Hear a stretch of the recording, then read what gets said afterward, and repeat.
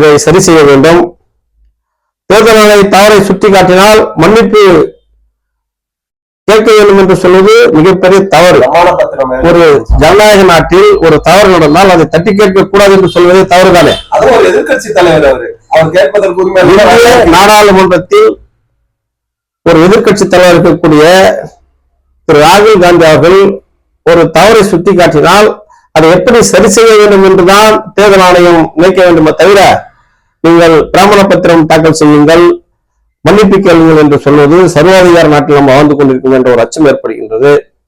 எனவே இந்தியா முழுவதும் சரியான முறையில் தேர்தல் நடந்தால் பிஜேபி ஒருபோதும் ஆட்சிக்கு வர முடியாது என்பது நிரூபணமாகியுள்ளது. அவர்கள் இதுபோன்று வாக்கு திருட்டில் ஈடுபட்டால் தான் அவர்கள் ஆட்சி செய்ய முடியும். 10 ஆண்டுகள் 15 ஆண்டுகள் அல்ல, 100 ஆண்டுகள் கூட அவர்கள் வாக்கு திருட்டில் ஈடுபட்டு ஆட்சி செய்வார்கள் என்பதை இந்த நடைபெற்ற தேர்தல் காட்டியுள்ளது. எனவே உண்மைதான். என்னன்னா நீங்க பாத்தீங்கன்னா மத்திய பிரதேசத்துல 2017 தேர்தல் போது அமித்ஷா ஒரு விஷயத்த சொல்றாரு.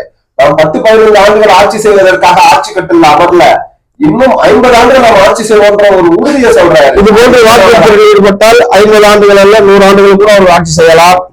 எனவே தேர்தல் ஆணையம் இதை தவறையெல்லாம் சரி செய்து நியாயமான முறையில் தேர்தல் நடத்த வேண்டும் என்பது விடுதலை சிறுத்தைகள் கோரிக்கையாக உள்ளது. எங்கள் தலைவர் எழுச்சி தமிழர்களும் அதைதான் அழுத்தம் திருத்தமாக கூறியுள்ளார்.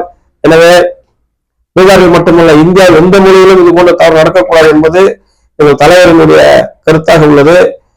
இதை ஒருபோதும் வாக்கு திருட்டை நாங்கள் அனுமதிக்க முடியாது என்று நாங்கள் கூறிக்கொள்கிறோம்.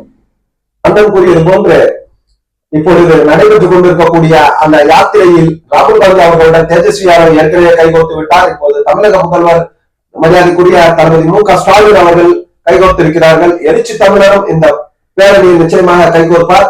கைகோர்த்து கொண்டு அனைவரும் எழுச்சி மிகு பயணமாக பயணித்து இந்த இந்தியாவில் இருக்கக்கூடிய ஜனநாயகத்தை பாதுகாத்து சர்வாதிகாரத்தை குளிதோடி புதைத்து வரக்கூடிய சட்டமன்ற தேர்தல்கள் அனைத்திலும் அடுத்து நடைபெறக்கூடிய நாடாளுமன்ற தேர்தலும் இந்தியா கூட்டணி வெற்றி வாகை சூடி இந்தியா கூட்டணி ஜனநாயகத்தை பாதுகாத்து மக்களுக்கு பாதுகாப்பாக ஆட்சி கட்டிலில் அமர வேண்டும். உச்சநீதிமன்றம் கூட இப்போ ஒரு உத்தரவு போட்டிருக்காங்க. என்னன்னா, தேர்தல் ஆணையம் அறிவித்துள்ள 14 ஆவணங்கள் ஏதேனும் ஒரு ஆவணங்களை நீங்கள் காண்பித்து நீக்கப்பட்ட 60 லட்சம் வாக்காளர்களை நீங்கள் இணைத்துக் கொள்ளலாம் என்று உத்தரவு போட்டிருக்கின்றது. அதை தேர்தல் ஆணையம் நடைமுறைப்படுத்த வேண்டும் என்றும் இந்த நேரத்தில் நாங்கள் தெரிவித்துக் கொள்கின்றோம். இனி சர்வாதிகாரம் அழித்தொழிக்கப்படும், ஜனநாயகம் பாதுகாக்கப்படும் என்ற நம்பிக்கை கொண்டு பயணிக்கக்கூடிய உறவுகள். நன்றி, வணக்கம், ஜெயஹிந்த்.